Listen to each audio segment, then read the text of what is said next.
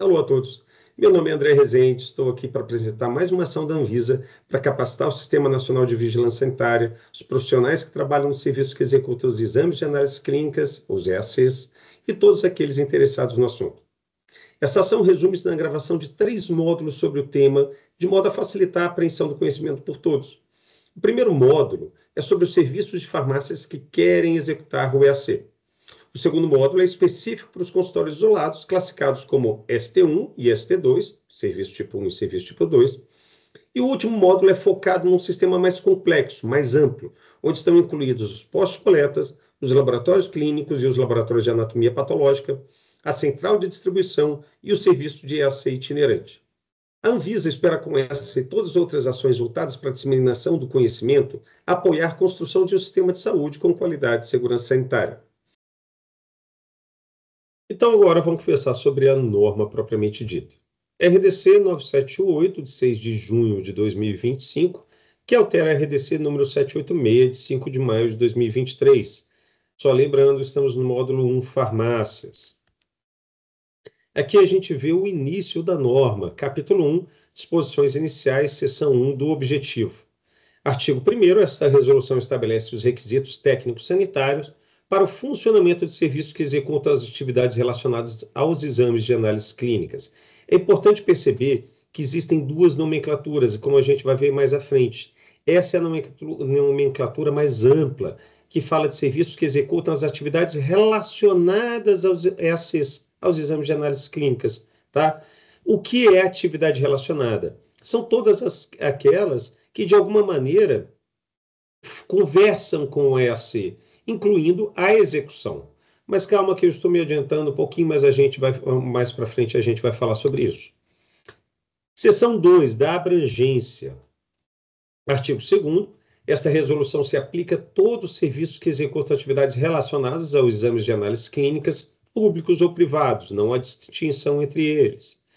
Artigo 3º, o artigo 3º é muito interessante, porque ele fala sobre os tipos de EAC possíveis, tá? Ela não é uma lista exaustiva, ou seja, ela traz alguns tipos de exame, eu vou chamar dessa forma, mas não todos os possíveis. Por quê? Porque a tecnologia evolui, porque novos nomes surgirão, porque novas tendências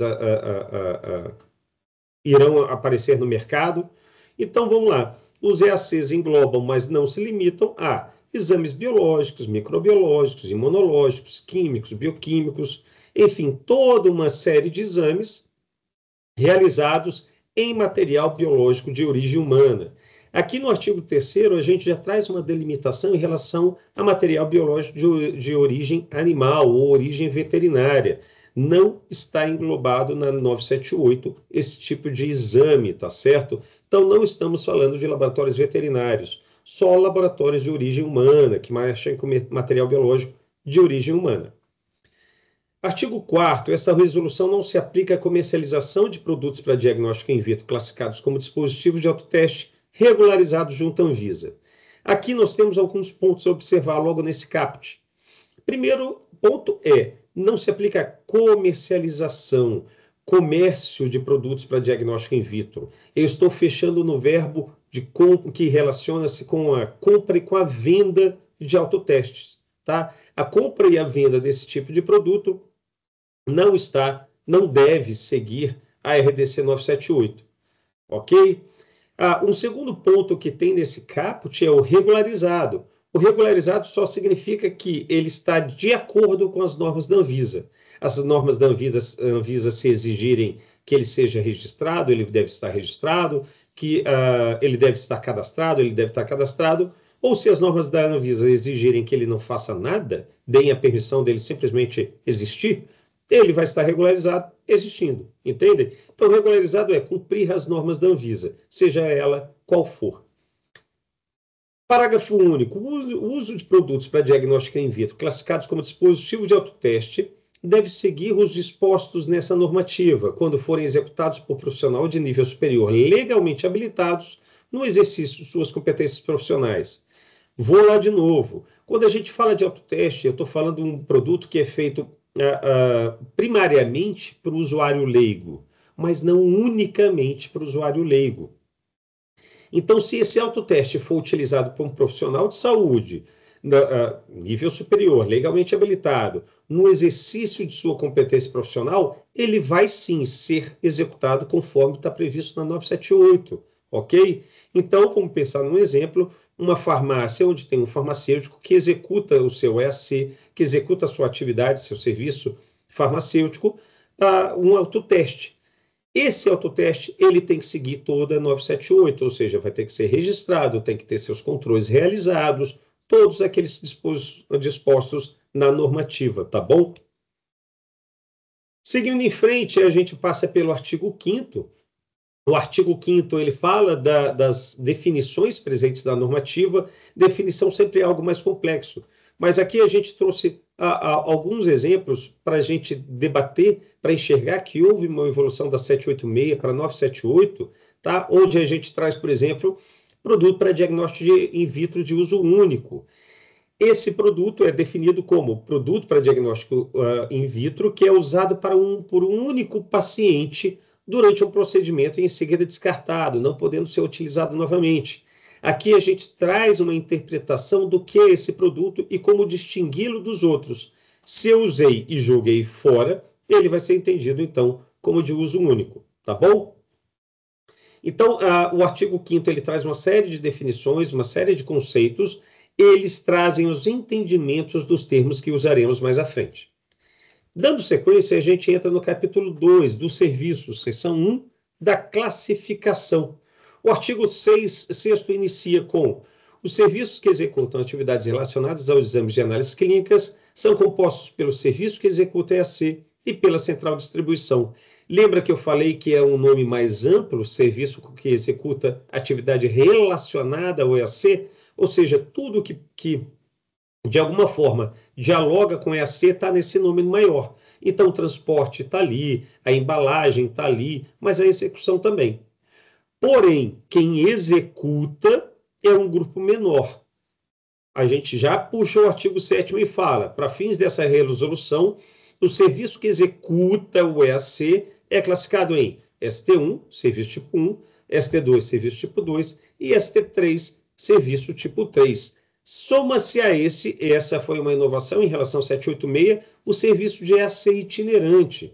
Porque pela simples obviedade de que eles também executam o EAC. Ou seja, eles têm que executar os controles, têm que fazer os registros, têm que fazer o PGQ conforme os outros 3 tipos de serviço. Tá bom?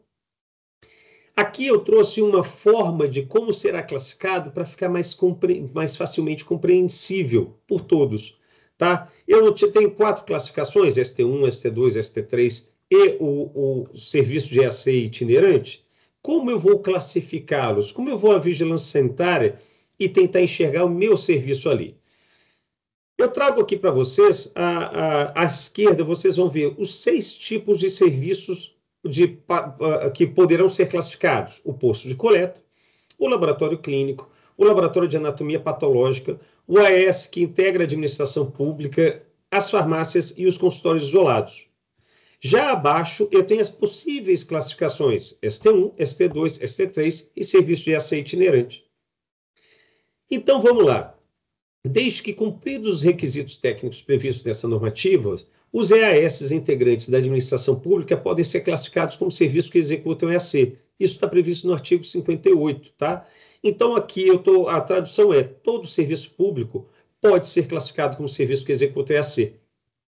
E eu estou falando de UPA, eu estou falando de UBS, de toda aquela nomenclatura, de todo aquele tipo de serviço público. Ele, por interesse do gestor, ele pode se classificar como serviço que executa EAC. Legal? Já aqui, dando sequência, falando das farmácias, a farmácia pode ser classificada como ST1.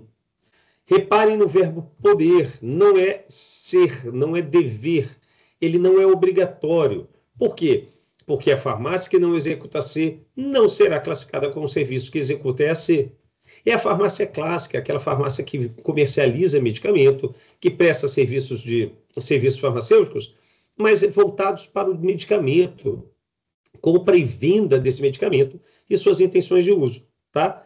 Caso a farmácia opte por realizar EAC, essa sim ela vai ser classificada como ST1 perante ao órgão de vigilância sanitária. Tá bom? Então, no nosso universo desse módulo 1, farmácia, ela ser classificada como ST1 é uma opção, e essa opção passa pela vontade de realizar o EAC. Dando sequência, seção 2 do serviço tipo 1, subseção 1, classificação. O artigo 8º, ele me traz o que pode ser classificado como ST1, como serviço tipo 1. Vamos lá. É permitida a classificação do consultório isolado e da farmácia como ST1, desde que cumpridos os requisitos técnicos previstos nessa normativa. Ou seja, para ser ST1, tem que cumprir tudo que está no texto da 978. Subseção 2, regras de classificação. Artigo 9º. Somente são classificados como ST1 os EAS que cumprirem os requisitos estabelecidos nessa resolução para este serviço. Ou seja, tem que ser um EAS para poder ser classificado como ST1, tá certo? No caso, farmácia é um EAS, no caso, vários consultórios também são EAS. Artigo 10. Os requisitos obrigatórios para classificação do EAS como ST1 são: inciso 1, executar EAC exclusivamente material biológico obtido por coleta por punção capilar, coleta em cavidade oral, em nasofaringe ou em orofaringe, tá certo? Não há opção de coleta em outro tipo de material biológico para as farmácias, tá? Só temos esses 4 tipos de fontes de material biológico. Inciso 2. Realizar todas as etapas de todas as fases dos processos operacionais relacionados ao EAC no próprio serviço, em loco, incluindo a realização do SIC-SEC. Não há, e eu repito, não há possibilidade de realizar qualquer outra coisa, qualquer atividade relacionada ao EAC fora do serviço. Então, eu estou falando análise de laudo, estou falando do SIC-SEC propriamente dito, estou falando de todas as atividades, por menor que sejam, todas têm que ser realizadas pelo serviço dentro desse serviço, tá bom? Não há como sair desse serviço para poder para se realizar qualquer atividade. Inciso 3. Não realizar guarda, armazenamento ou transporte de material biológico próprio ou por terceiro, exceto para o material de SIC-SEC. Pois é, o SIC-SEC ele é recebido pela farmácia. Então, tem alguma forma de guarda e armazenamento de material biológico, mas só e somente só para o SIC-SEC. A gente está falando das amostras comerciais que eles vão receber para poder realizar o SIC-SEC, tá? Mas, salvo isso, não há essa permissão dada a esse tipo de serviço. Inciso 4, não realizar metodologia própria in-house. Isso é para o ST3 exclusivamente, então não há nem o que discutir. Inciso 5, utilizar somente equipamento que não requer o uso de água reagente produzida no serviço. A farmácia não tem sistema de produção de água reagente, sistema de qualificação dessa água, então ela é limitada, tá bom? Artigo 11. O EAC executado no serviço tipo 1 deve ser realizado exclusivamente por profissional legalmente habilitado. De uma forma bem ampla, bem tranquila de se enxergar, só o farmacêutico executa EAC na farmácia. Não pode balconista, não pode o gerente, não pode de nenhuma forma profissionais que não sejam de nível superior legalmente habilitado, que possam executar aquele EAC, tá? No caso da farmácia, isso é exclusivo para o farmacêutico. O artigo 12 é de consultório isolado, por isso que a gente pulou, então vocês vão ver essa regrinha de pulos, de saltos, né? A gente está aqui nesse módulo 1 só falando de farmácia. Vamos lá, subseção 3, infraestrutura. Artigo 13. O ST1 deve ser dotado no mínimo dos seguintes itens obrigatórios. Aqui eu tenho 4 incisos. Primeiro, a área de recepção do paciente dimensionada de acordo com a demanda e separada da sala de coleta e execução do EAC. É a área de recepção do paciente, tá certo? Não estou falando de sala, estou falando de área. A área é um espaço em um ambiente. Então, se eu tenho um balcão da farmácia, eu posso ter um trecho desse balcão que eu chamo de área de recepção do paciente e não há problema nesse sentido, tá bom? Então, é só uma área, não é sala, não é outra natureza do espaço. Inciso 2, depósito de material e limpeza, o famoso DML. O inciso 3, sanitário de uso público. E o inciso 4, sala de coleta e execução de EAC. O parágrafo 1º, a área do DML pode estar localizada no espaço do sanitário, um armário, ou uma forma de se guardar esse material dentro do sanitário, não é um problema. E o parágrafo 2º, os itens do inciso 1, 2 e 3, 1, só relembrando que é a área de recepção, o 2 é o DML e o 3 é o sanitário, podem ser compartilhadas com outras unidades do serviço. Ou seja, eu tenho ali a sala de execução do EAC, aquela ali no serviço tipo 1, ele pode estar usando o mesmo banheiro ali da farmácia e o DML e o sanitário sem problema algum. Artigo 14. A sala de coleta e execução do EAC deve ser dotada, no mínimo, dos seguintes itens obrigatórios. Aqui a gente tem 7 incisos. Vou chamar a atenção um por um, mas principalmente no parágrafo 1º e parágrafo 2º desse mesmo artigo. Inciso 1, lavatório. 2, bancada. 3, mesa. 4, cadeira para coleta. 5, caso exista produto para diagnóstico in vitro que necessite ser armazenado sob temperatura controlada e materiais de SIC-SEC, deve ser utilizado equipamento de refrigeração exclusivo para guarda e conservação com, no mínimo, medição de temperatura realizada com registro máxima e mínima e de acordo com as instruções de uso. Tá? Então, esse equipamento de refrigeração é exclusivo, tá ok? Não pode ser compartilhado aqui, conforme previsto no inciso 5. Inciso 6, área para depósito de equipamentos e materiais. E, inciso 7, recipiente para descarte de materiais perfuro-cortantes e de resíduos. Aqui no parágrafo 1º, a gente fala, é permitido o compartilhamento do equipamento de refrigeração somente com medicamentos que não requerem equipamento de refrigeração exclusivo. Então, eu tinha comentado que ele era exclusivo, ele é sim exclusivo, mas a gente faz uma pequena abertura para medicamentos e ainda assim medicamentos que não requerem equipamento de refrigeração exclusivo. Um exemplo, vacina. Vacina requer equipamento de refrigeração exclusivo, então não se pode ter EAC ou SIC-SEC guardados no mesmo refrigerador que vacinas, tá legal? Só medicamentos que permitam esse tipo de situação. Parágrafo 2º, é permitido o compartilhamento da sala de coleta e execução do EAC para prestação de assistência à saúde pelo profissional legalmente habilitado, observados de forma cumulativa os requisitos sanitários e de infraestrutura para todas as atividades ali desenvolvidas. No caso dos farmacêuticos, é permitido a prestação de serviços farmacêuticos, de outros serviços farmacêuticos, nessa mesma sala, tá bom? Desde que cumpridos os requisitos sanitários proporcionais ou relativos àquela atividade. Artigo 16. A sala de coleta e execução do EAC, no serviço tipo 1, deve dispor de ventilação natural ou de sistema de climatização. Nesse caso, então, a gente aceita uma janela ou alguma forma de ventilação natural, tá certo? Já no ST2 e o ST3, isso não é permitido.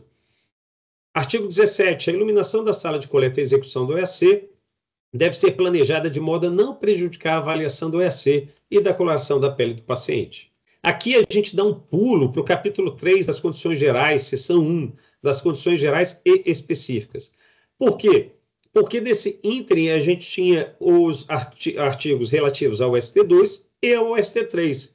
Então, lembrando, estamos no módulo 1, farmácias, por isso que a gente pula já para o artigo 54. Somente podem ser classificados como serviços que executam EAC os EAS, os estabelecimentos assistenciais de saúde. Artigo 55, somente será permitida a realização das atividades relacionadas ao EAC aos EAS que cumprirem os requisitos estabelecidos nessa resolução. 56, para a classificação do EAS, devem ser aplicadas as regras de classificação estabelecidas nessa resolução. Não existem regras alternativas ou complementares. Artigo 57. A classificação do EAS como serviço que executa EAC é de responsabilidade exclusiva do órgão de vigilância sanitária local. Então, quem define isso, ao final das contas, é o órgão de visa local. Artigo 58. Desde que cumpridos os requisitos técnicos previstos nessa normativa, os EAS, como integrantes da administração pública, podem ser classificados como serviços que executam EAC. É mais ou menos aquilo que eu já apontei. Todo serviço público ele pode ser classificado como serviço que executa EAC, desde que queira e se relacione com a vigilância sanitária para tanto.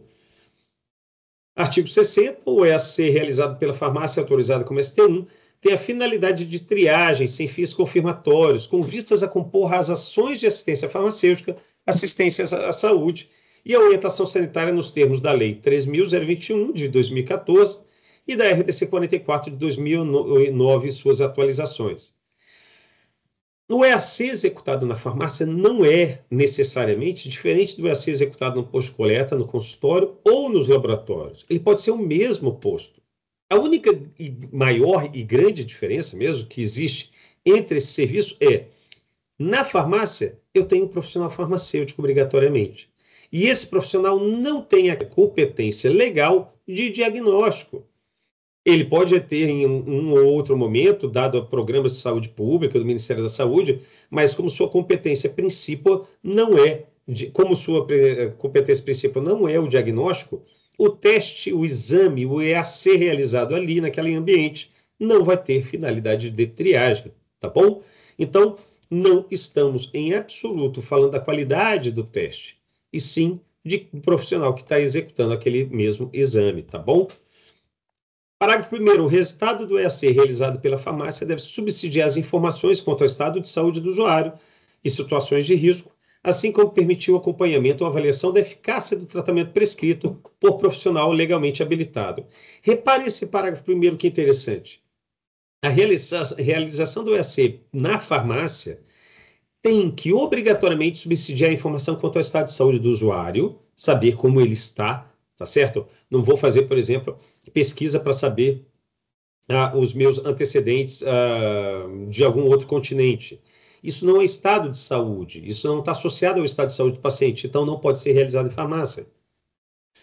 Situações de risco, ainda focado na saúde, no estado de saúde do usuário, assim como permitir o acompanhamento ou avaliação da eficácia do tratamento prescrito por profissional legalmente habilitado. Ou seja, eu estou fazendo uma associação ao monitoramento daquele paciente no uso de medicamento, no uso de um tratamento prescrito por um profissional, tá? Então, o uso do EAC em farmácia, ele é restrito a uma intenção, e essa intenção é cuidar da pessoa que está ali, cuidar do paciente, tá? Não é um laboratório a farmácia tem uma função, essa ferramenta é dada ao farmacêutico para execução de suas atividades.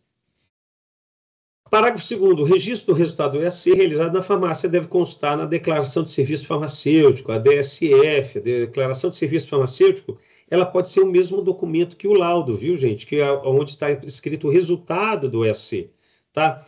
Muita gente me pergunta, poxa, tem que ser 2 folhas, 3 folhas distintas, documentos distintos? Não, pode vir na mesma folha. Está lá, Declaração de Serviço Farmacêutico e resultado do EAC. Então, não é um problema isso, viu, gente? Artigo 63. O serviço tipo 1 deve possuir alvará de licenciamento equivalente, expedido pelo órgão de visa local, indicando as atividades relacionadas ao EAC, bem como as atividades de farmácia ou consultório isolado. E lembrando que consultório isolado, apesar de não ser o tema desse módulo, ele também é um ST1, pode ser um ST1, tá ok? Então é simples aqui, tem que estar escrito na licença que aquele local, que aquele serviço está executando o EAC. Artigo 64. O serviço que executa as atividades relacionadas ao EAC deve instituir ações para a promoção da segurança do paciente e da melhoria da qualidade no serviço prestado. Artigo 66. Os resultados do EAC que indiquem suspeitas de doença de notificação compulsória devem ser notificados conforme portaria de consolidação GMMS, a GM, Gabinete do Ministro, MS, do Ministério da Saúde, número 4 de 2017, e suas atualizações, bem como a portaria 420 de 2022, tá?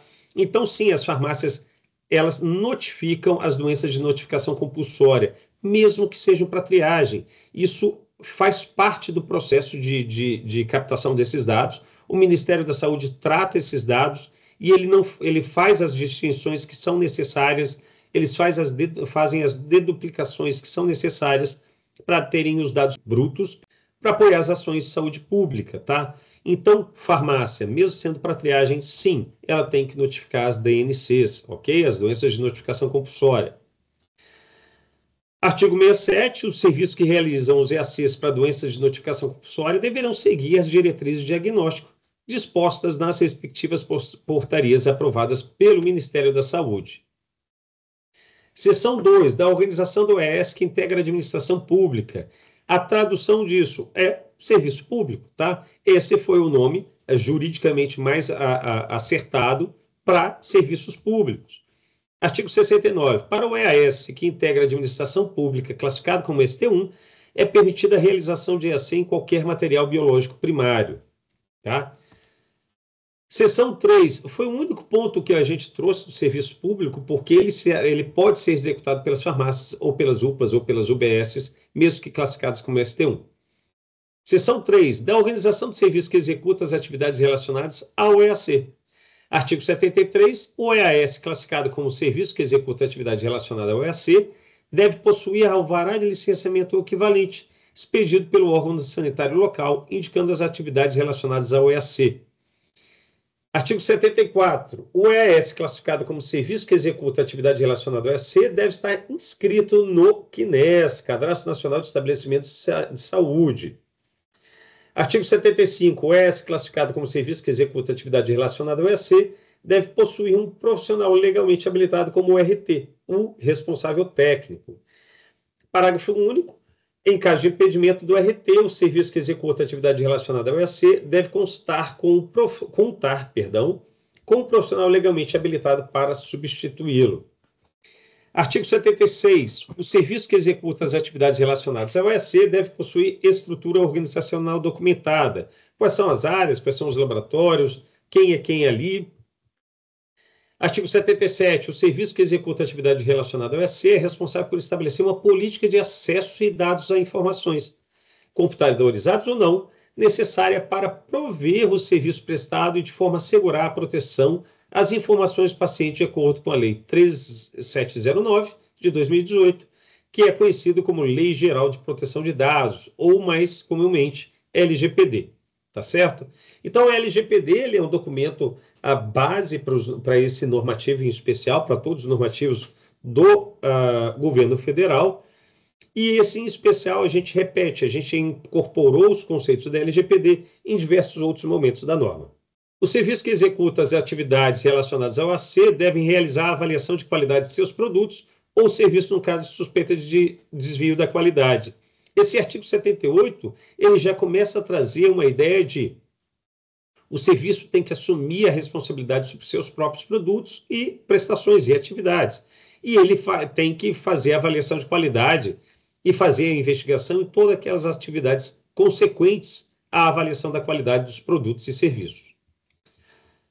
Parágrafo único. Todos os registros devem estar acessíveis e especificados em instruções escritas. Capítulo 4 das relações, seção 1 da contratação. Antigamente a gente chamava de contratualização na RDC 786. Artigo 79. A contratação das atividades relacionadas ao EAC deve estabelecer as responsabilidades das partes envolvidas e os critérios de controle e de qualificação.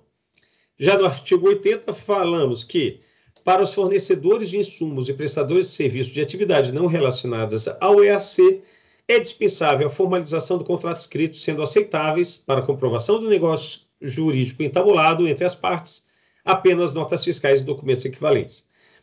Todas as atividades relacionadas ao EAC têm que estar contratadas, todas, sem exceção.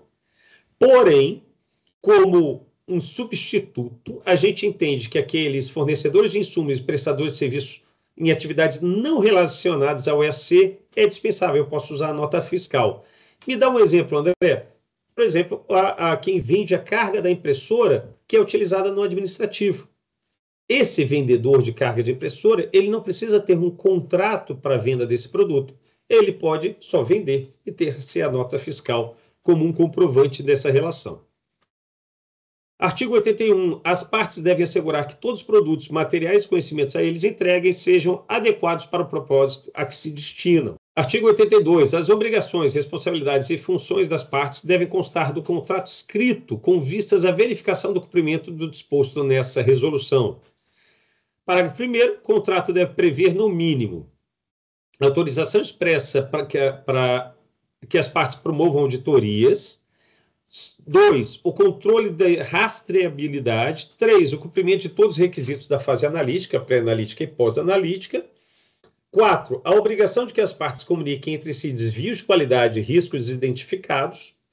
5. A obrigação de que as partes forneçam todas as informações necessárias à outra parte para garantir uma operação segura e com redução de riscos. 6. A obrigação de que as partes cumpram os requisitos expostos nessa norma, de modo a garantir a segurança, qualidade e confiabilidade dos resultados dos exames. Artigo 83. O responsável legal, não confundo, o responsável legal é diferente de RT, tá? Do responsável técnico.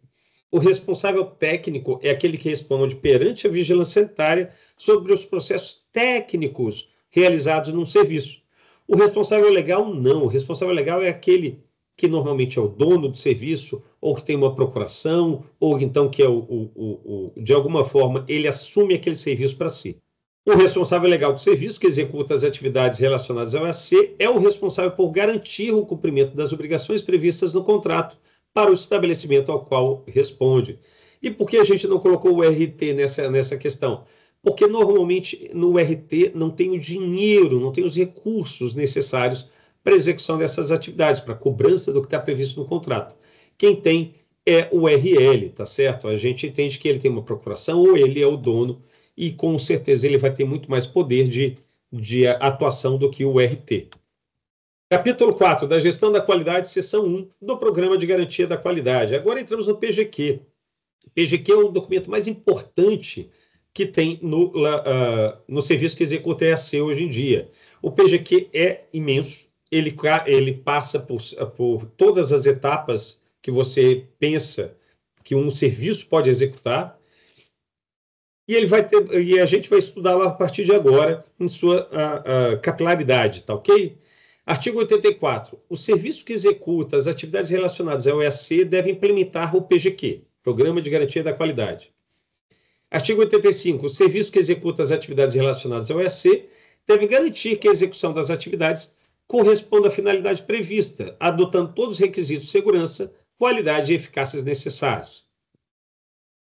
Parágrafo único. O cumprimento do disposto no caput desse artigo é de responsabilidade do RL, responsável legal, e do RT do serviço, responsável técnico, que executa as atividades relacionadas ao EAC. Artigo 86. O serviço que executa as atividades relacionadas ao EAC deve implementar um PGQ que contemple, no mínimo, eu tenho 6 incisos. 1. Gerenciamento das tecnologias. 2. Gerenciamento dos riscos inerentes. 3. Gestão de documentos. 4. Gestão de pessoal e educação permanente dos profissionais. 5. Gerenciamento dos processos operacionais. Processo operacional é um jeito resumido de falar das fases pré-analítica, analítica e pós-analítica. E 6. A gestão do controle de qualidade. Na gestão de controle de qualidade também é um jeito de falar de SIC e SEC, do controle interno da qualidade e do controle externo da qualidade. Artigo 87.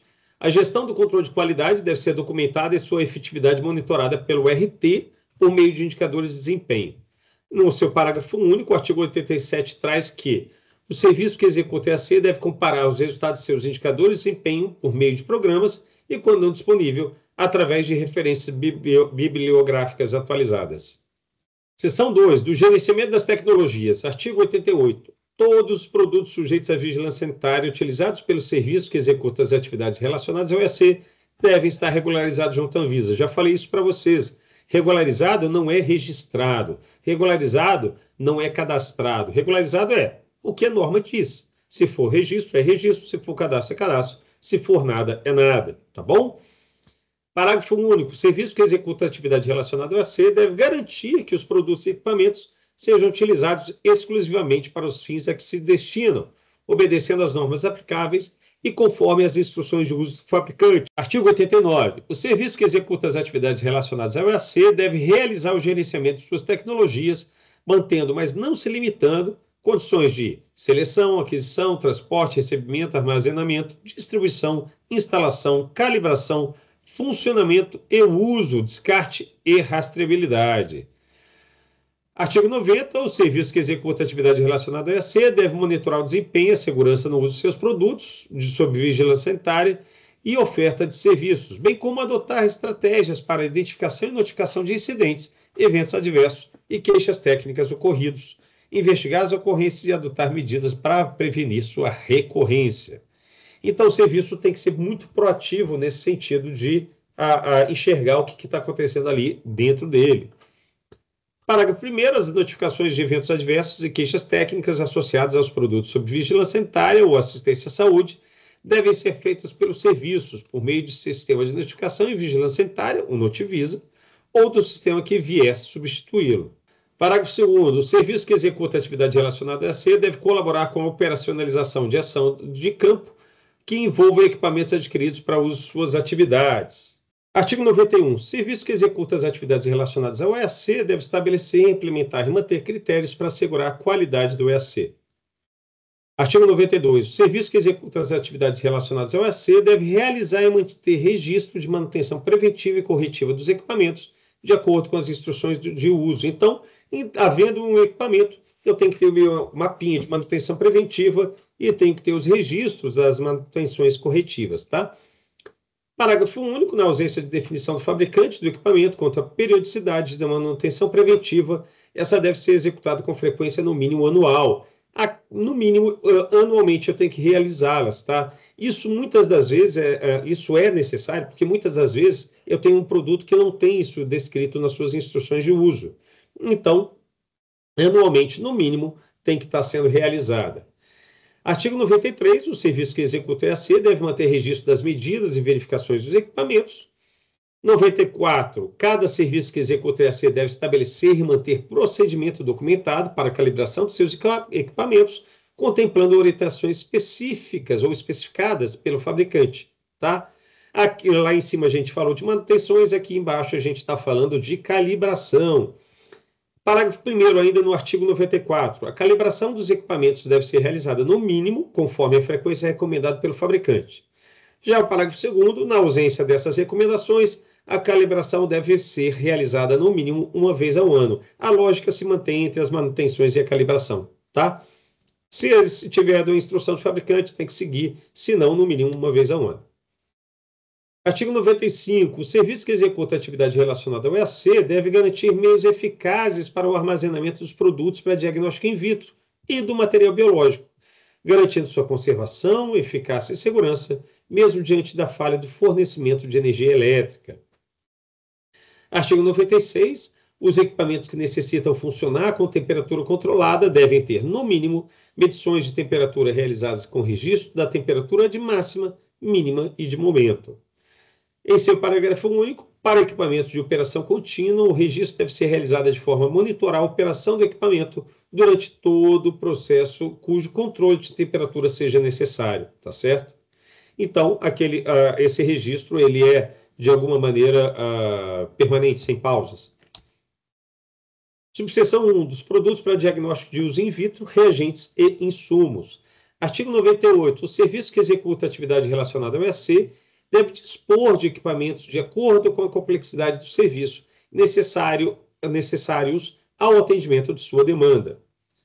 Artigo 99. O serviço que executa as atividades relacionadas ao EAC deve manter instruções escritas em língua portuguesa referentes ao equipamento, podendo ser substituídas ou complementadas por manuais do fabricante. Isso a gente costuma encontrar muito.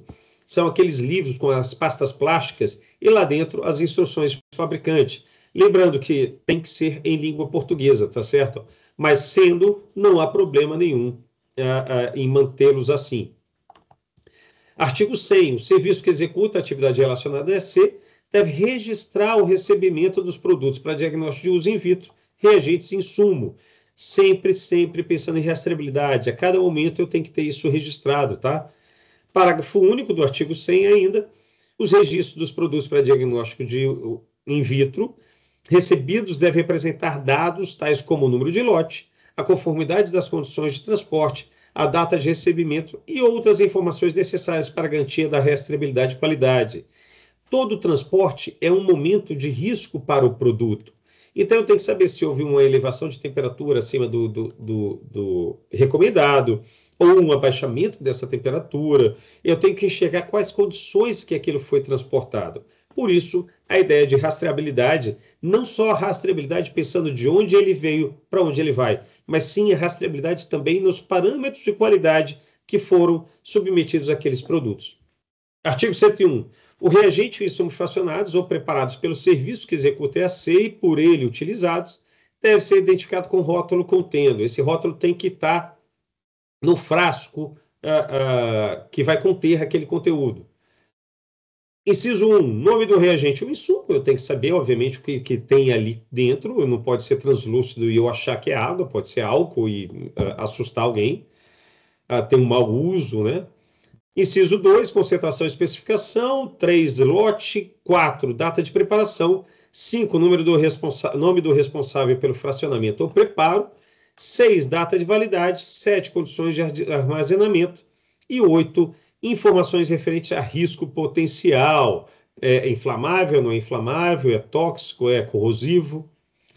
Parágrafo 1º. É proibida a comercialização dos reagentes e insumos fracionados ou preparados pelo serviço que executa EAC. Nenhum serviço que executa EAC é fábrica. Ele não tem como preparar e sair fracionando e sair comercializando essa fração, né? Parágrafo 2º. São proibidos o recebimento e envio de reagentes e materiais de controle de qualidade fracionados por outros serviços que executam atividades relacionadas ao EAC. Artigo 102. A utilização de reagentes, insumos e produtos para diagnóstico in vitro, suas condições de preservação e armazenamento, devem respeitar as recomendações de uso do fabricante, não sendo permitida a sua revalidação depois de expirada a validade. Isso não é a 978 que trouxe, isso é uma lei federal e a gente só ratifica nesse artigo 102. Artigo 104, a área de armazenamento deve ser dotada de equipamento adequado para controle de temperatura e umidade requeridos conforme a instrução do fabricante. A gente sempre tem que zelar pela qualidade dos produtos, certo? Já no artigo 105, está dentro da subseção 2 do sistema de informação. Percebam que não é sistema de informática, tá? É sistema de informação. Ela pode ser um sistema de informática com computadores ou pode ser um sistema de informação no papel. Isso não traz diferença em termos de qualidade, tá? Artigo 105, o serviço que executa o EAC deve definir uma política de responsabilidades para estabelecer 1. Sistemática de acesso a dados e informações dos pacientes dos profissionais de serviço. 2. Controle de acesso a lançamentos e alteração de dados e resultados dos exames dos pacientes, contendo histórico com data, horário, usuário, local, em que ocorreu o cadastro ou alteração das informações. Eu tenho que saber o que aconteceu com aquele registro, tá certo? 3, processo sistematizado para a liberação do resultado dos exames e laudos dos pacientes, seja ele automático ou manual. Isso não é um problema, repito, pode ser automatizado ou não. 4, política de privacidade e confidencialidade da informação. E 5, sistemática definida e documentada de proteção contra acessos não autorizados. Percebam, de novo, a gente puxa para cá aqueles conceitos que eu falei lá atrás, da LGPD, da Lei Geral de Proteção de Dados. Aqui a gente traz uma ideia de maior confidencialidade, com maior proteção dos dados do paciente, ok? Artigo 106. O serviço que executa as atividades relacionadas a EAC deve realizar a avaliação e verificação do sistema ou programa de informática antes de sua implementação e documentá-las, contemplando informações referentes à disponibilidade, confiabilidade, integridade dos dados e responsabilidade das instituições e dos usuários. Então, antes da implementação de um sistema ou de um programa de informática, ele tem que ser avaliado. Subseção 3 do gerenciamento dos riscos inerentes. Ainda estamos no PGQ. O gerenciamento dos riscos inerentes tem que ser observado por todo serviço. Cada serviço tem o seu, cada serviço vai ter, não há uma fórmula geral, vai ter que analisar o que acontece ali dentro do seu ambiente para saber como fazer esse gerenciamento. Artigo 107. O serviço que executa atividade relacionada ao EAC deve definir e implementar medidas para o aprimoramento constante do gerenciamento dos riscos inerentes às tecnologias utilizadas. Então, eu tenho que enxergar como é que aquilo ali está acontecendo e saber se, de alguma forma, eu consigo gerenciar esses riscos de uma maneira mais eficaz e eficiente. Artigo 108. O serviço que executa atividade relacionada ao EAC deve organizar, estruturar e implementar ações para melhoria contínua dos processos de trabalho. O artigo 108 traz em seu parágrafo único que a melhoria contínua dos processos de trabalho deve contemplar, no mínimo, planejamento, execução, avaliação e intervenção contínua na estrutura, nos processos e nos resultados do EAC. Ou seja, a melhoria da minha execução do EAC, ela é um processo contínuo. Eu sempre fico avaliando, sempre fico enxergando formas de melhorá-lo. Artigo 109. O gerenciamento dos riscos deve contemplar, no mínimo. Aqui eu tenho 4 incisos. Vamos lá. Identificação, análise, avaliação, tratamento, monitoramento e comunicação dos riscos. Esse esquema de enxergamento de riscos, ele é muito conhecido, né? 2, identificação de possíveis falhas de equipamentos e erros humanos que possam resultar em incidente relacionado à assistência à saúde e promoção das medidas preventivas necessárias. 3, investigação documentada que determine a causa de possíveis falhas de equipamentos, erros humanos identificados ou descumprimento das normas em vigor, suas consequências e as ações preventivas e corretivas necessárias. E, por último, no inciso 4, execução das ações preventivas e corretivas identificadas durante as investigações. Então, é isso. Aqui eu tenho um esquema bem interessante, mínimo, mas ainda assim interessante, de como gerenciar risco. Eu tenho que saber eu tenho que fazer monitoramento do meu processo, enxergar os riscos, eu tenho que entender esses riscos, ou seja, identificá-los, saber a que riscos estamos falando e a que perigos estão associados. Ou seja, se vocês repararem que esses 4 incisos, eles trazem mesmo que mínimo, uma forma de gerenciar o risco muito interessante. Percebam que ali eu estou fazendo uma ideia de início, meio e fim no gerenciamento desses riscos, onde no início eu faço uma identificação, eu enxergo o que tem no meu ambiente em relação a esses riscos, eu decido já no meio uma ideia de quais são os perigos associados, quais são as probabilidades associadas àquilo ali, o que eu devo fazer, o que eu não devo fazer, e eu finalizo fazendo. Eu faço, em cima do que eu percebi, eu tomo uma ação para que eu minimize o risco, ou para que eu consiga eliminá-lo, inclusive, tá? E sempre de uma forma cíclica, onde eu monitoro para saber o que está acontecendo. A parte de comunicação, ela é transversal, ela passa por todas essas etapas, ela é permanente. Por que permanente? Porque eu não estou sozinho dentro de um serviço que executa EAC. Eu tenho profissionais que ali atuam, sejam eles da recepção do material biológico, sejam eles da equipe de execução, sejam eles os transportadores, sejam eles quem for. Todos estão expostos a riscos semelhantes, então todos têm que saber o que está acontecendo, tá? Artigo 110. O serviço que executa as atividades relacionadas a EAC deve manter atualizadas e disponibilizar a todos os funcionários instruções escritas de biossegurança, contemplando no mínimo os seguintes itens. 4 incisos, com muita tranquilidade. Instruções escritas de segurança biológica, química, física, ocupacional e ambiental, de acordo com os procedimentos realizados, ou seja, quem diz é realmente o que está acontecendo ali dentro daquele serviço. Equipamentos e micro-organismos desenvolvidos, adotando as medidas de segurança compatíveis, tá? Inciso 2, instrução de uso para equipamento de proteção individual, o EPI e o EPC, que é o equipamento de proteção coletiva. E 3, procedimentos em caso de acidentes. 4, manuseio e transporte de material biológico, quando aplicável. Subseção 4, do gerenciamento dos resíduos. Muito mais tranquilo, muito simples. No artigo 111, ele me traz a RDC 222, que exige a implementação de um plano de gerenciamento de resíduos de serviço de saúde, PGRSS. A RDC 222, do 222, ela é de 2018, então já está muito consolidada no nosso setor, e aponta também para o uso da 661, né, 661, e suas atualizações. Artigo 112 diz que o serviço que executa as atividades relacionadas ao EAC deve possuir instruções escritas para limpeza, desinfecção e esterilização das superfícies, instalações, equipamentos, artigos e materiais. Parágrafo único, deve ser assegurada a higienização dos ambientes, de forma a garantir a segurança dos pacientes e dos profissionais. Então é isso. O 111, ele fala do plano de gerenciamento de resíduo. A gente produz, né, esse setor produz muito resíduo e ele tem que ser gerenciado de alguma maneira. É só acessar 222 que ela traz esse instrucional de como executar.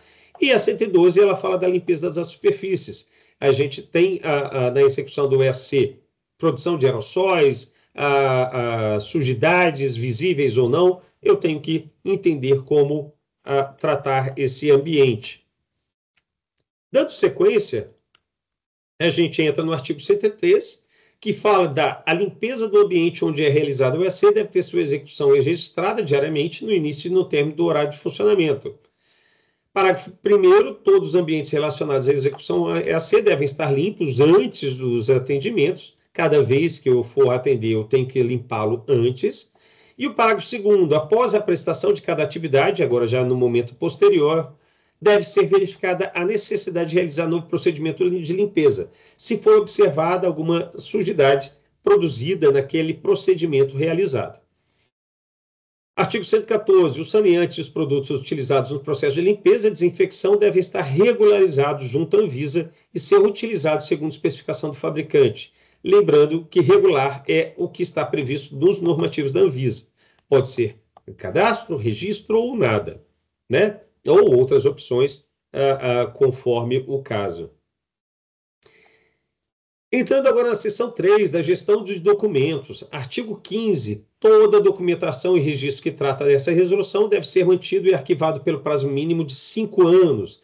Esse prazo não é definido pela norma, a gente aqui só ratifica o que está na Lei 6437, que define que as infrações sanitárias elas têm validade de 5 anos. Então, que é só uma forma de ratificar o que está presente por lá. Artigo 116. As alterações realizadas no registro devem conter data, nome ou assinatura legalmente válida do responsável pela alteração, preservando o dado original. Por que isso? Porque eu não posso ter o risco de ter documentos alterados sem ter um responsável por aquela alteração. Aqui a gente está falando de dados sensíveis, de dados extremamente importantes para o paciente. Então, eu não posso ter uma glicemia com 0 a mais ou 0 a menos, sem ter explicado quem fez isso e as razões, obviamente. Parágrafo único. Todos os documentos que compõem o Programa da Garantia da Qualidade, é o PGQ, devem estar em língua portuguesa. Artigo 117. Os serviços que executam a EAC devem manter os seguintes documentos atualizados e disponíveis em meio físico ou eletrônico. Aqui são 6 incisos. Na verdade, é uma leitura muito simples, porque a exigência presente no CAPT também é simples. É a manutenção desses arquivos e sua disponibilização. É o PBA, o Projeto Básico de Arquitetura, aprovado pela autoridade sanitária competente. 2, inventário dos produtos sujeitos à vigilância sanitária. Eu tenho que ter uma lista do que acontece ali, do que tem ali, que é de interesse à vigilância sanitária. Inciso 4, relação nominal de toda a equipe, suas atribuições, qualificações e cargas horárias. Lembrem, eu estou tratando de dados sensíveis, de LGPD, eu tenho que saber quem que está, de alguma forma, exposto àquele tipo de dado. 5, registros que evidenciem a execução dos programas de educação permanente de garantia de qualidade. E 6, registro dos resultados dos programas de ensaio de proficiência e controle interno da qualidade. Artigo 118. O serviço que executa as atividades relacionadas ao EAC deve disponibilizar os documentos comprobatórios de sua regularidade sanitária, sempre que requisitado pela autoridade sanitária competente. Isso não pode ser negado. Tá? Artigo 119. O serviço que executa as atividades relacionadas ao EAC deve disponibilizar nos locais de execução de exame procedimentos documentados orientando com relação às suas atividades, incluindo sistemática de registro e liberação do resultado, procedimento para resultado potencialmente crítico e sistemática de revisão de resultados e liberação dos laudos para o profissional legalmente habilitado. Aqui eu estou falando em todos os lugares, seja no próprio serviço, seja ST1, ST2, ST3, ou seja na rua, seja na forma de itinerante, de serviço de EAC itinerante. Tá? Todo mundo tem que saber o que está acontecendo, todo mundo tem que saber como proceder para liberar o registro, para registrá-lo, obviamente, para liberar o resultado e registrar esse resultado. O que fazer quando tem resultados potencialmente críticos? Eu tenho um paciente que deu um resultado de exame extremamente alto ou baixo, que pode ser entendido como algo crítico à saúde daquela pessoa. E 3, sistemática de revisão dos laudos e liberação de laudos por profissional legalmente habilitado. Eu tenho que ter alguém que se responsabilize por aquela liberação de documento. Entramos na seção 4, da gestão de pessoal e educação permanente dos profissionais. Artigo 120. O serviço que executa as atividades relacionadas ao EAC deve possuir equipes dimensionadas de acordo com seu perfil de demanda. O 121. No âmbito das políticas públicas de promoção e proteção da saúde, prevenção e controle de doenças, o Ministério da Saúde e as Secretarias Estaduais de Saúde, municipais e do Distrito Federal podem utilizar a prestação de serviço profissional capacitado para realização de coleta e execução do EAC, responsabilizando pelo treinamento e capacitação necessários para que a execução das atividades relacionadas ao EAC ocorra em conformidade com essa resolução. O que isso quer dizer? Que nas ações públicas de saúde, o profissional não precisa ser necessariamente de nível superior legalmente habilitado. Eu posso ter só um profissional capacitado. Pode ser o agente de saúde que passou pelo Telelab ou de alguma forma orientado pelos órgãos públicos de saúde, tá bom? Não precisa ser nível superior legalmente habilitado, obrigatoriamente, nesse tipo de ação. Artigo 122, o serviço que executa as atividades relacionadas ao EAC deve possuir profissional legalmente habilitado como supervisor do pessoal técnico presencialmente durante seu período de funcionamento. Esse é um fator muito importante, esse é um artigo muito importante que traz muita dúvida. Então, vamos lá, vou gastar um pouco mais de tempo aqui para conversar com você sobre ele. Supervisor do pessoal técnico, desculpem, é diferente de responsável técnico. Responsável técnico é aquele profissional que responde perante a vigilância sanitária sobre o serviço, ou pelo serviço, tá? A gente não exige a presença desse profissional. No caso das farmácias, eu tenho leis que exigem, mas vamos nos ater à RDC 978, a esse quadradinho da RDC 978. Ali não tem nada que exija a presença do RT. No dia que essa lei for, de alguma forma, revogada, não vai ser a RDC 978 que vai exigir a presença do RT, tá?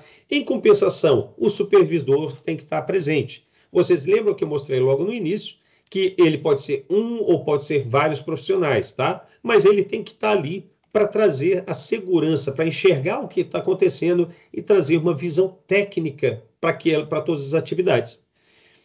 Então, vamos lá.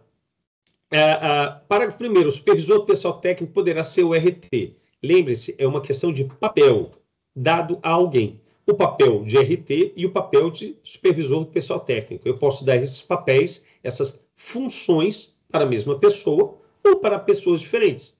Então, a função supervisor pode ser dada para alguém que já tem a função de RT, de responsável técnico? Sim, pode.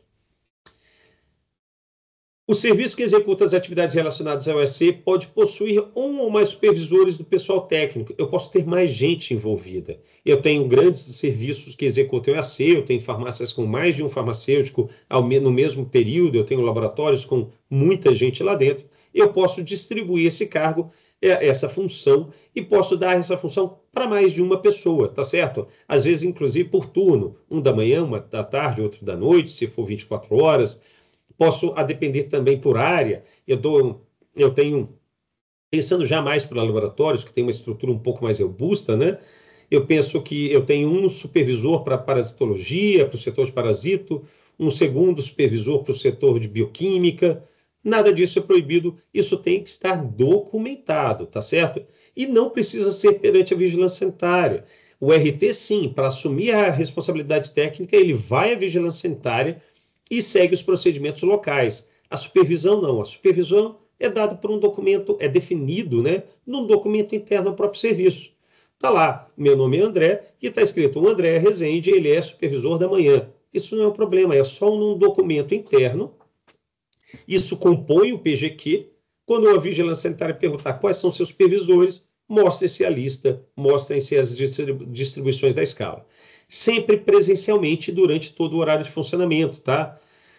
Poxa, André, e serviço que só, por exemplo, um posto de coleta, um ST2, que só entrega laudo? Eu sei, estamos aqui no módulo de farmácia, estou trazendo só informações gerais. Sim, ele também vai ter que fazer, vai ter que ter o supervisor presencialmente. Por quê? Porque isso vale para todo serviço que executa EAC. A fase pós-analítica de entrega de laudo é uma das fases mais importantes que temos. Nós temos 3 fases. O maior erro está na pré-analítica, mas a pós-analítica, vários dados dizem que ele tem o mesmo número de erros que a fase analítica, ou seja, erro laboratorial associado à execução das atividades. Então, é uma fase importante, sim, tem que ter um supervisor de pessoal técnico presencial durante todo o período de funcionamento, ok? Seguindo, no parágrafo 3º, diz que, em caso de impedimento do supervisor do pessoal técnico, o serviço deve contar com um profissional legalmente habilitado para substituí-lo. Artigo 123, o serviço que executa as atividades relacionadas ao EAC deve manter registros da formação e qualificação de seus profissionais compatíveis com as funções desempenhadas. Esse registro também, documentos internos ao serviço, só escrever com a logo, deixar de alguma forma associado à estrutura do seu serviço, e não há um problema nenhum. Artigo 124, o serviço que executa as atividades relacionadas ao EAC deve implementar programa de educação permanente para toda a equipe. Todos que estão ali têm que ter programa de educação permanente. Por quê? Poxa, André, só o farmacêutico que executa o EAC, eu não preciso colocar os balconistas, eu não preciso colocar o gerente, o pessoal do caixa. Precisa, porque bem ou mal, de alguma maneira, eles vão estar expostos a esse tipo de situação, de risco. Lembra a parte de gerenciamento de risco? Aqui a gente está ensinando a como fazer esse gerenciamento, a como enxergar isso tudo acontecendo. Reparem no artigo 125. O programa de educação permanente deve contemplar 1. Capacitações e treinamentos iniciais periódicos com frequência mínima anual, ou seja, não posso demorar tanto para fazer essas capacitações. 2, 3, 5, 10 anos. Em 10 anos, o ensino já foi desatualizado. Quem aprendeu há 10 anos atrás, com certeza não consegue dialogar mais com o que está sendo dito hoje em dia. Inciso 2, capacitações e treinamentos teóricos e práticos baseados em abordagem de risco. Teórico e prático, viu? Pensem nisso. Não dá para ser só a teoria, não é trazer o livro, é enxergar como fazer, tá?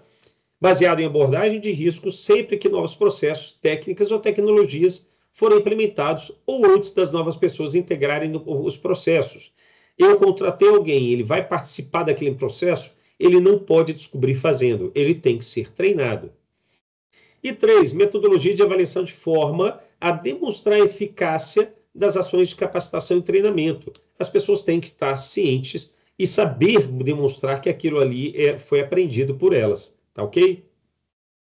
Artigo 126. As capacitações e treinamentos periódicos devem contemplar, no mínimo, os seguintes tópicos. Aqui eu puxo o que eu comentei lá em cima. O pessoal do caixa, o pessoal do balcão. As capacitações e treinamentos periódicos devem contemplar instruções escritas, ou seja, os POPs, né? Instrução escrita é uma forma de falar POP, que é uma nomenclatura muito mais associada à acreditação e por aí afora. Inciso 2, segurança do paciente. Nosso foco sempre foi o paciente, é óbvio. Como dar qualidade nas nossas atividades, como levar essa qualidade ao paciente. Inciso 3, gerenciamento dos riscos inerentes às tecnologias utilizadas e Programa da Garantia da Qualidade, o PGQ.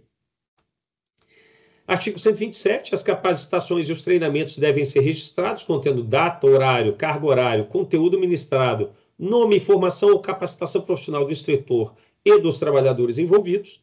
Então, aqui a gente deixa de uma maneira mais ampla que qualquer treinamento, qualquer capacitação, eu tenho que ter isso de alguma forma registrado. Lembre-se, um dos focos dessa norma é rastreabilidade. Eu tenho que saber o que aconteceu, quando aconteceu e com quem aconteceu. Em essência é isso. Esses registros devem compor os documentos internos do próprio serviço e serem disponibilizados quando exigidos pela autoridade sanitária. Capítulo 6, dos processos operacionais, seção 1 da fase pré-analítica, subseção 1 da rastreabilidade do material biológico. Estamos entrando nos processos operacionais. O processo operacional, como eu já falei, ele é um nome que reúne as 3 fases, a pré-analítica, a analítica e a pós-analítica. Então, quando eu falar de processo operacional, eu estou falando dessas 3 fases juntas, tá bom? Artigo 128. O serviço que executa as atividades relacionadas ao EAC deve garantir e evidenciar a rastreabilidade de todas as atividades relacionadas ao material biológico nas fases pré-analítica, analítica e pós-analítica. Tudo que passou, que aconteceu com aquele material biológico, tem que estar de alguma forma rastreado, ok? Vou contar para vocês um macete da vigilância sanitária. Quando a gente vai nos serviços e a gente quer saber se aquele serviço executa a rastreabilidade do seu material biológico, se de alguma maneira ele tem esse processo bem garantido, a parte de rastreabilidade, a gente pede um laudo. Desse laudo, a gente pede tudo o que aconteceu para se ter esse resultado. Eu quero saber quem coletou, qual material biológico foi coletado, quando foi coletado, qual o lote daquele produto, quais insumos foram utilizados, onde ele foi armazenado, se ele foi transportado ou não foi transportado. Isso é garantia da rastreabilidade. Se o serviço consegue responder a todas essas questões, a gente diz que aquele serviço tem sua rastreabilidade garantida. Artigo 129. O laudo liberado pelo serviço que executa EAC deve conter nome e número do cadastro no CNES, Cadastro Nacional dos Estabelecimentos de Saúde, CNES, ou CNES, dos estabelecimentos responsáveis pela fase analítica de cada EAC realizado. O laudo aparece com 10, com 15, com 20 EACs realizados. Esses 10, 15, 20 EACs foram realizados, cada um em um laboratório de apoio diferente. Eu vou ter que ter o cadastro, o nome e o número do cadastro de cada um desses serviços, tá certo? Parágrafo único. A identificação do material biológico, quando da realização de exames no ato da coleta e com a entrega imediata do laudo ao paciente, pode ser simplificada com o nome completo do paciente, sua idade ou data de nascimento, desde que seja possível realizar rastreabilidade entre material biológico e paciente, de forma a garantir a segurança do paciente e do seu material biológico. Artigo 131. Serviço que executa as atividades relacionadas ao EAC deve garantir a recuperação e a disponibilidade de todas as informações relativas ao EAC, só trazendo cada vez mais seguranças para a rastreabilidade do material biológico, na verdade, a rastreabilidade do EAC. Artigo 132. O serviço que executa o EAC deve. Aqui eu tenho 4 incisos. 1.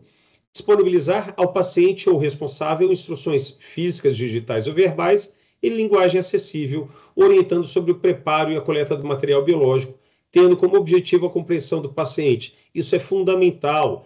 É responsabilidade do profissional que está atendendo o paciente fazer essa transmissão de informação, as instruções necessárias, numa linguagem acessível. Eu não posso usar uma linguagem muito rebuscada ou técnica para quem não é do setor. Então, essa análise, esse entendimento tem que ser feito pelo profissional para que o paciente consiga entender realmente o que deve ser feito. Inciso 2. Solicitar ao paciente documento válido com foto que comprove a identificação para o cadastro. 3. Dispor de instrução escrita disponível e atualizada para toda atividade pré-analítica. E 4. Disponibilizar meios que permitam a rastreabilidade de toda a fase pré-analítica. Ok? Novamente, a gente traz sempre esses valores de rastreabilidade, essa garantia da qualidade dada pela rastreabilidade. Parágrafo 1º, ainda no artigo 132, para pacientes em atendimentos de urgência ou submetidos a regime de internação, a comprovação dos dados de identificação também poderá ser obtida em seu prontuário. Isso é óbvio, dentro de uma instituição onde há internação, eu tenho o prontuário como fonte de referência. A parágrafo 2º, o profissional responsável pela coleta do material biológico para exames anatomopatológicos deve certificar-se da identidade do paciente e da correta caracterização do material a examinar, fundamental para esse tipo de serviço, para o ST3, o Laboratório de Anatomia Patológica. Parágrafo 3º. No âmbito de políticas públicas de promoção e promoção da saúde, prevenção e controle de doenças, nas políticas públicas de saúde, na ausência de documento válido com foto, a comprovação da identificação do paciente para o cadastro poderá ser feita conforme estabelecido em normativa vigente do Ministério da Saúde. Tá? Então, a gente não tem essas normas aqui, obviamente, porque elas podem ser criadas de forma independente da Anvisa, é uma competência do Ministério da Saúde, então ficaria muito difícil a gente tê-las aqui listadas. É entrar em contato com o órgão e saber o que porventura tem por lá. Artigo 133. O serviço que executa as atividades relacionadas ao EAC, que coleta o material biológico, é responsável pelo cadastro do paciente. Então, é quem coleta e não quem realiza. Nos parece óbvio que quem realiza pode ser um laboratório de apoio ou algo mais distante. Então, quem coletou, que faz o cadastro do paciente. E esse cadastro está previsto no artigo 134, que fala lá, incisos de 1 a 8, são as informações que devem estar presentes. Número de registro de identificação do paciente, nome completo do paciente, nome social, data de nascimento, sexo biológico, nome da mãe, telefone e endereço, e nome do contato do responsável em caso de menor de idade ou de incapaz. Artigo 135, o serviço que executa as atividades relacionadas ao EAC, que coleta material biológico, é responsável por realizar o cadastro do EAC. Aqui é importante ressaltar que, então, são dois cadastros, o cadastro do paciente e o cadastro do EAC. Outro ponto que é importante ressaltar, que é uma pergunta recorrente para nós, não é necessário o pedido médico. Isso não existe para a vigilância sanitária. Pode existir em termos de plano de saúde, pode existir em alguma outra situação, mas para se realizar um EAC, uma pessoa pode ir lá e querer realizá-lo sem necessariamente um pedido médico, sem orientação de algum profissional de saúde. Ele pode ir só por vontade, por autonomia, por exercício de sua própria autonomia, tá bom? Então, é isso, não precisa de pedido médico para realizar o EAC. Para outros procedimentos, cada caso tem que ser avaliado individualmente. Artigo 136, então, a gente está entrando no cadastro do EAC, deve incluir as seguintes informações: quem solicitou, a data e horário de atendimento, horário de coleta do material biológico quanto aplicável, isso tudo vai subsidiando a rastreabilidade desse material, tá? Inciso 4, nome e número do cadastro no CNES, da unidade responsável pela coleta do material biológico, quem coletou.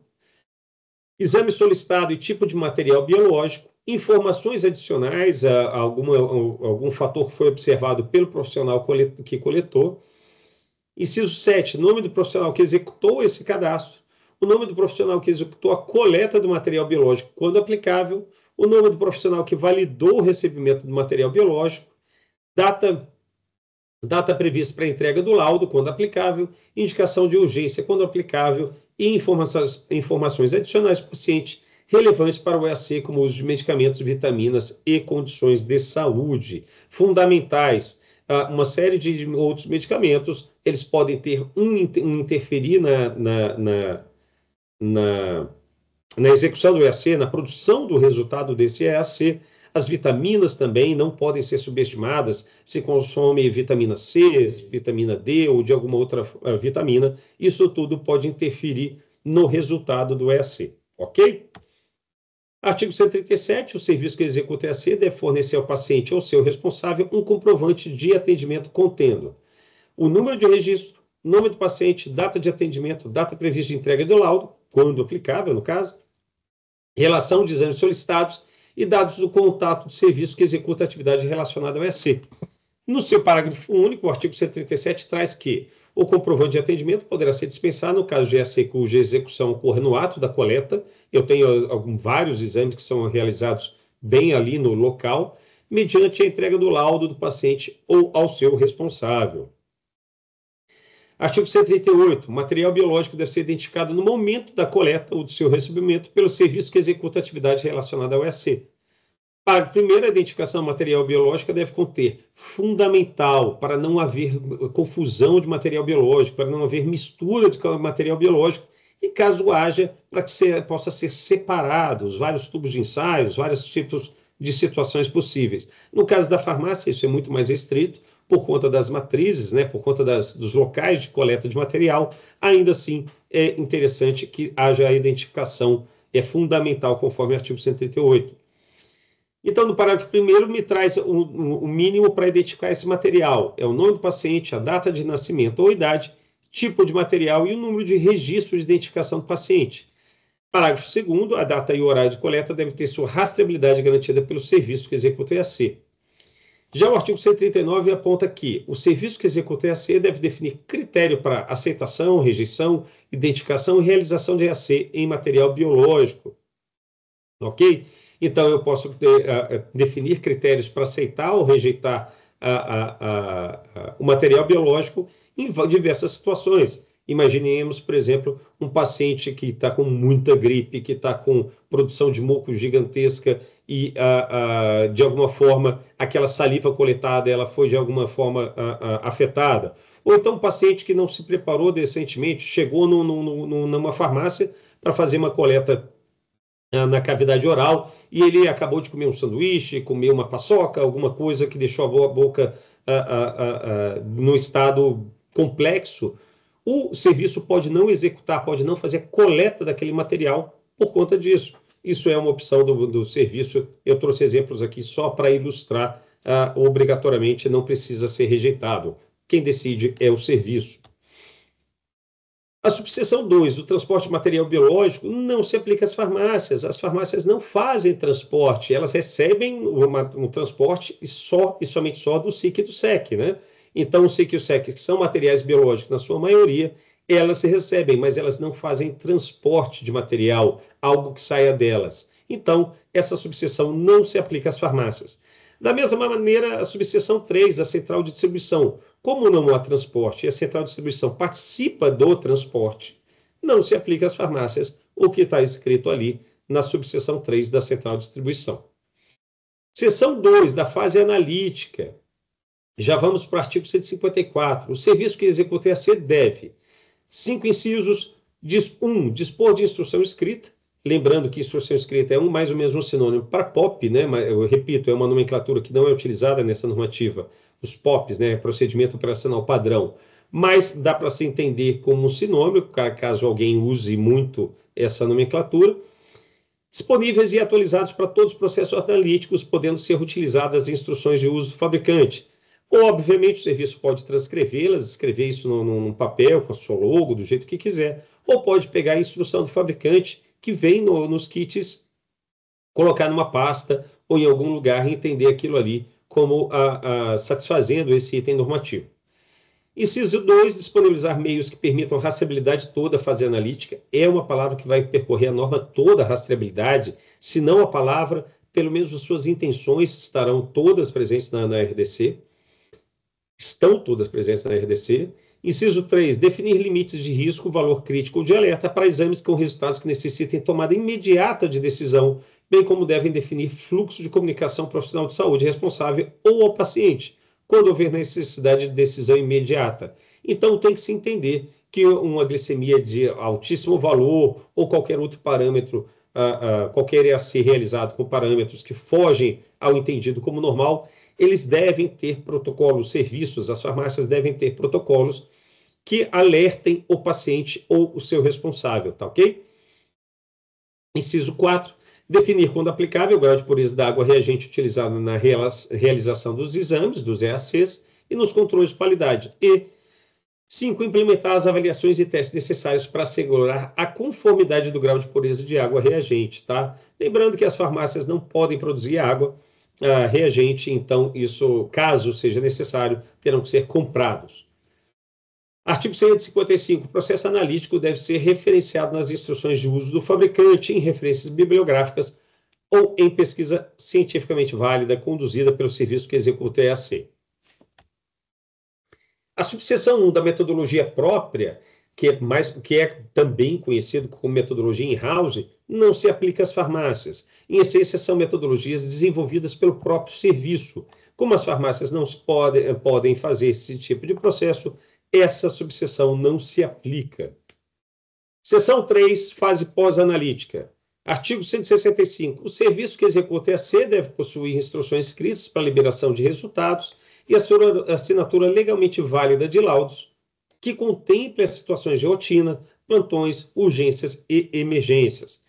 Seu parágrafo único aponta que o serviço que executa EAC deve definir o fluxo de comunicação ao paciente, ao médico ou ao profissional de saúde responsável pelo paciente, quando houver necessidade de decisão imediata. É mais ou menos uma repetição, uma ratificação do que foi escrito nos artigos anteriores, tá? Isso tem que estar escrito em procedimento.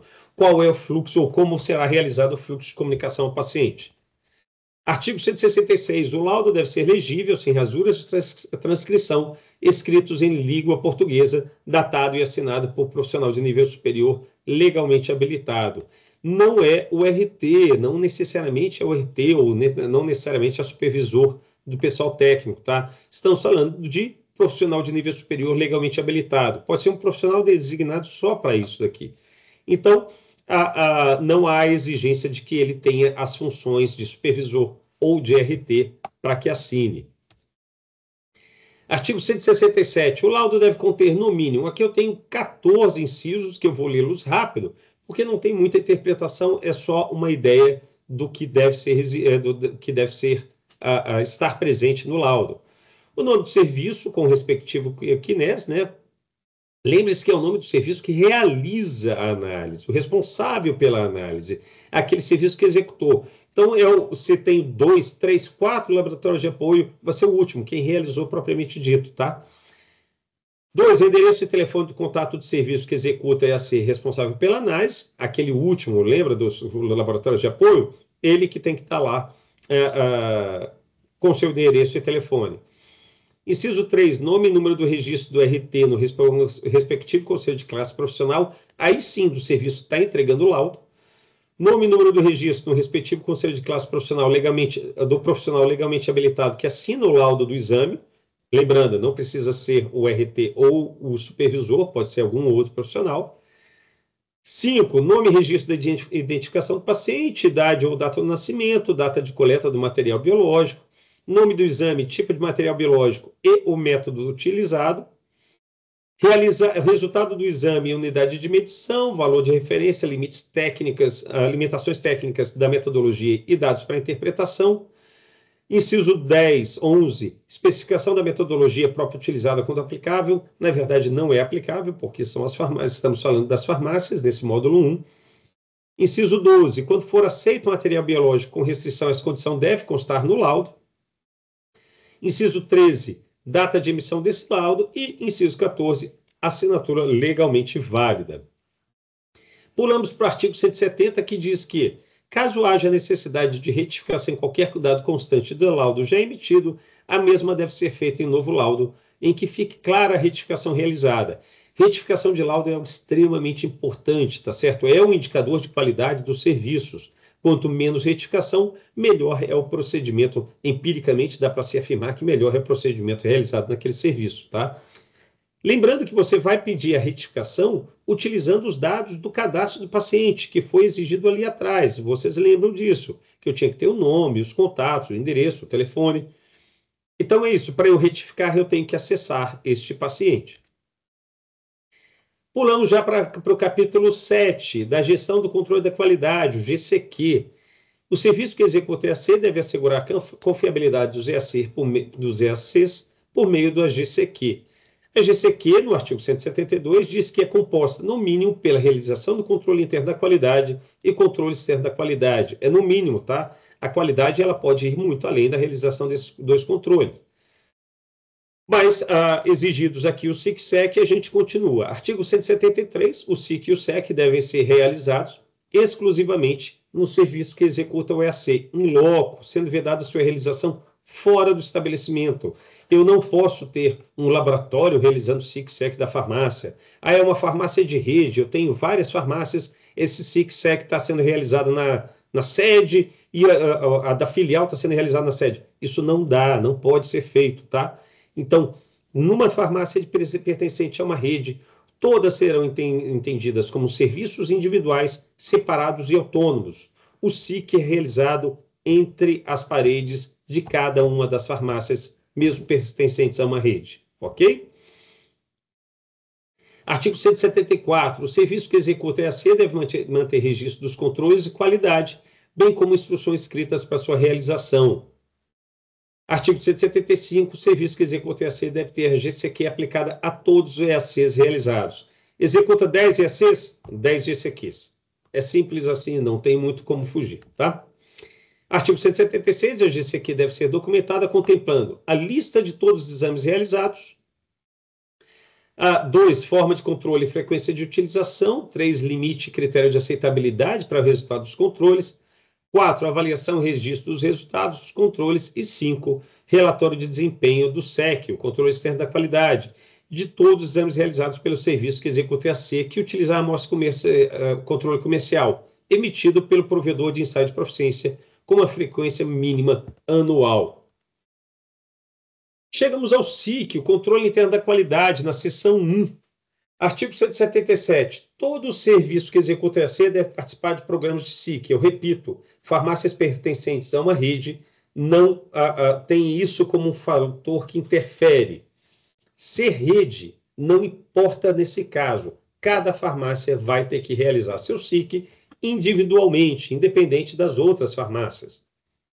Artigo 178. A participação em programas de SIC deve ser individual para cada serviço que executa o EAC. Sim, todo serviço, repito, numa farmácia, seja de rede ou não, deve participar de programas de SIC. Artigo 179. O serviço que executa o EAC deve realizar o SIC em todos os equipamentos em uso. Cada farmácia vai participar do programa de SIC. Se essa farmácia tem um equipamento, 2 equipamentos, 10 equipamentos, é realizado em todos esses equipamentos. Se ela tem 10, são 10. Se são 20, são 20. Tá? Cada equipamento tem que ter o SIC realizado. Artigo 180. O serviço que executa o EAC deve realizar o SIC para todos os analistas executados, contemplando. Antes de eu ler esses incisos, só ratificando, eu tenho 10 equipamentos, 10 SICs realizados. Cada equipamento realiza 10 analitos, 10 SICs realizados por equipamento. Ok? Então, essa lógica se aplica a cada um dos equipamentos. Tá? Não é de uma forma diferente. Não é realizado só em um, só em 2, ou um número amostral. É em todos. Continuando, artigo 180. O serviço que executa a EAC deve realizar o SIC para todos os analistas, contemplando 1. Monitoramento da fase analítica pela análise da amostra controle, com registro do resultado obtido e análise dos dados. 2. Definição dos critérios de aceitação e rejeição dos resultados por tipo de analítico de acordo com a metodologia utilizada. 3. Liberação ou rejeição das análises após avaliação dos resultados das amostras controles. O SIC ele tem uma função, a função de avaliar a precisão do sistema analítico. Então, eu aplico, eu capto esses dados e eu avalio. Só depois disso que eu libero ou rejeito esse resultado das amostras, tá? O resultado dos meus testes, dos meus exames. Inciso 4. Registro das inadequações, investigação de causas e ações tomadas para os resultados rejeitados de amostra e controle. Eu realizei meu SIC, os resultados foram rejeitados por conta da leitura do SIC, eu tenho que investigar, eu tenho que tomar as ações necessárias para aquilo ali, para que seja sanado o problema observado. Inciso 5, o critério de avaliação dos resultados das amostras controle. Artigo 181, para o SIC, o serviço que executa a EAC deve utilizar amostras controles comerciais ou amostras controles fornecidas por provedor de controle de qualidade regularizado junto à Anvisa, tá? Não há uma segunda opção para aquisição desses controles. Artigo 182, quando não disponível, controle comercial ou amostras controles fornecidas por provedor de controle de qualidade, o serviço que executa a EAC deve adotar a forma alternativa de avaliação da precisão do sistema analítico, escrita em literatura científica. Então é isso. Eu não consigo ter controle comercial ou amostra controle do material que eu estou realizando, que eu estou analisando, do meu material biológico ou da análise, do analítico que está sendo executado. Eu posso utilizar uma forma alternativa de avaliação de precisão do sistema analítico, mas essa forma alternativa não é decidida por mim de uma maneira aleatória. Ela tem que ter um embasamento científico, ou seja, a descrição em literatura científica, que nos justifique aquela utilização, que nos justifique aquela atividade. Parágrafo único, a amostra controle deve ser analisada da mesma forma que a amostra do paciente. Senão, não é amostra controle. Ela tem que ser enxergada como se fosse uma amostra de um paciente qualquer, para que traga a análise da precisão daquele sistema analítico. Se eu tenho um equipamento separado só para controle, se eu tenho um profissional separado para realizar aquela amostra controle, ela deixa de ser amostra controle e não traduz o que acontece naquele serviço. Então, perde-se a função e não pode ser realizado dessa forma. Artigo 183. Para o EAC realizado com produtos para diagnóstico in vitro de uso único, o SIC deve ser realizado no mínimo a cada troca de lote, a cada remessa, e conforme instruções do fabricante. Então, para esse tipo de produto, é aquele que, de uma maneira muito resumida, a gente joga fora. Eu usei e joguei fora. Normalmente ela vem em formato de bastõezinhos, de algo nesse sentido, uma peça plástica onde eu ponho uma gotinha de meu material biológico. Para esse tipo de produto, o SIC deve ser realizado a cada troca de lote, a cada remessa e conforme instrução do fabricante. São essas 3 situações. Muito importante esse artigo, tá? Esse e o próximo. Parágrafo 1º. Caso o produto para diagnóstico de uso, perdão, para diagnóstico in vitro de uso único utilize equipamento de medição, ou seja, não é só aquela peça de plástico com uma gotinha, eu insiro essa peça em algum equipamento. Óbvio, não precisa ser necessariamente uma peça de plástico, pode ser feito de algum outro material, né? Eu só estou tentando trazer aqui de uma forma didática a compreensão de que se daqui uma forma eu peguei aquele produto e inseri num equipamento, esse equipamento vai ser entendido como equipamento de medição e o SIC deverá ser realizado a cada manutenção preventiva ou manutenção corretiva deste equipamento, tá?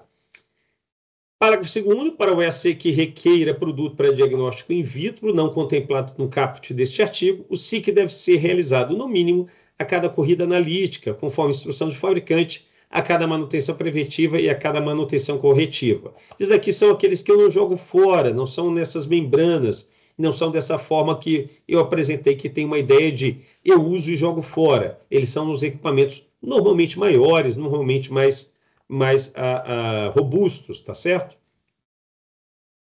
Artigo 184, a frequência de realização do SIC a cada troca de lote poderá ser reduzida de acordo com critérios tecnicamente estabelecidos e desde que. Esse artigo 184, ele é muito importante porque lembra que a gente falou que o SIC tem que ser realizado a cada lote, a cada remessa e conforme instrução do fabricante para os equipamentos de uso único, para os produtos para diagnóstico in vitro de uso único. Então, eu posso diminuir só a troca de lote. É só a troca de lote. A cada remessa se mantém e conforme a instrução do fabricante se mantém. Mas a cada troca de lote, segundo os seguintes critérios. Inciso 1, seja garantido o atendimento ao objetivo do SIC. Eu tenho que avaliar a precisão do meu sistema. 2, seja oferecido pelo fornecedor daquele SIC treinamento inicial de implantação dos testes, cuja evidência deve ser mantida no serviço. Isso é facilmente evidenciável e vai ser cobrado pelo profissional de vigilância sanitária durante a inspeção. Inciso 3, mais importante, estejam disponíveis certificados aprovados por programas de certificação lote a lote, que devem ser conduzidos por laboratórios acreditados pela 17025, a NBR ISO IEC 17025, ou NBR ISO 15189 e contratados pelo detentor do registro. Vou traduzir esse inciso 3. Esse certificado ele se apresenta como um papel ou, de alguma forma, um registro que diz que aquele lote foi aprovado por um laboratório acreditado na 17025 ou na 15189, na ISO 17025 ou na ISO 15189. E diz que aquele lote está ok.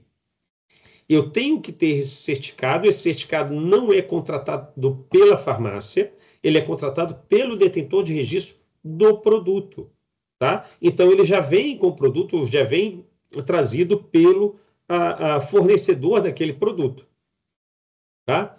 Parágrafo único. O certificado fornecido por programa de certificação lote a lote deve ser mantido pelo serviço que executa a atividade relacionada ao EAC e estar disponível para a autoridade sanitária competente.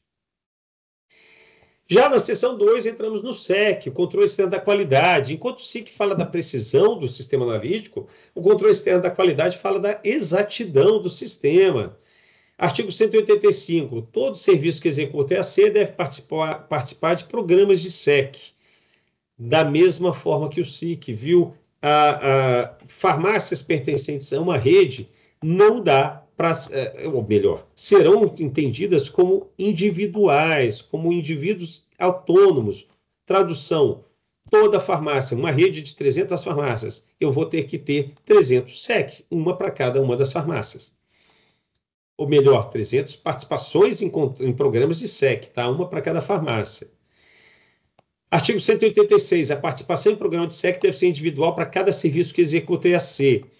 Isso entra também, eu sei que são quase que sinônimos, mas quando eu falo de farmácia de rede, é a ideia também de sede filial, tá? Eu tenho uma sede, farmácia sede, e 10 filiais, todas farmácias também.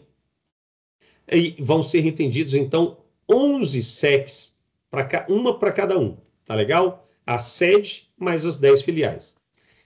Artigo 187. O serviço que executa EAC deve realizar o SEC em todos os equipamentos de uso. Mesma lógica que o SIC. Cada uma dessas 11 farmácias que eu falei tem 10 equipamentos. Cada um desses equipamentos tem que realizar SEC. Artigo 188. O serviço que executa EAC deve realizar o SEC para todos os analitos analisados. A lógica se mantém do SIC. Artigo 189, o serviço que executa EAC deve verificar com frequência, no mínimo anual, a disponibilidade de ensaios de proficiência para esses exames, junto aos provedores de controle de qualidade. Tá? Os provedores de controle de qualidade que tratam especificamente dos controles externos da qualidade são chamados provedor de ensaio de proficiência. Tá? É um segundo nome muito utilizado para quem provém o SEC. Parágrafo único. Para os exames não contemplados em programas de SEC, o serviço que executa EAC deve adotar forma alternativa de avaliação da exatidão do sistema analítico, descrita em literatura científica. Mesmíssima lógica que o SIC, tá? Não é a qualquer custo ou não é de qualquer maneira. Ele tem que ser realizado com um embasamento em literatura científica. Tem que ter uma lógica construída que justifique aquele uso, tá ok? Artigo 190, somente o serviço tipo 3 pode doar material biológico para provedor de ensaio de proficiência. Capítulo 8 das disposições finais transitórias, nós temos 4 artigos. Artigo 191, o serviço que trata essa norma tem um prazo de 90 dias para adequação aos termos dessa resolução, contados a partir da data de sua publicação, ou seja, ela entra em vigência no dia que foi publicado, ela entrou em vigência no dia que foi publicado. Parágrafo único. Os itens relativos à infraestrutura física do serviço que executa EAC deve ser atendido quando for realizada reforma ou ampliações de serviços existentes, construções novas ou adequações de estabelecimentos anteriormente não destinados a serviço de saúde ou que tiver alteração de uso, no uso de um ou mais de seus ambientes. Artigo 192. O cumprimento do disposto nessa resolução constitui infração sanitária nos termos da Lei 6437 de 1977, sem prejuízo das responsabilidades civil, administrativa e penal cabíveis. São cumulativas. Artigo 193, revoga-se a resolução da diretoria colegiada, número 786, RDC 786, de 2023. E o último artigo, artigo 194, esta resolução entra em vigor na data de sua publicação. Finalizamos aqui, quero agradecer a todos pela paciência. Esperamos mesmo, a Anvisa espera que a gente tenha conseguido alcançar um maior esclarecimento na execução dos itens normativos e fiquem atentos ao nosso site para observar as novas publicações, os novos materiais que vamos produzir, sempre pensando na maior clareza na execução dos itens normativos. Muito obrigado a todos e até a próxima.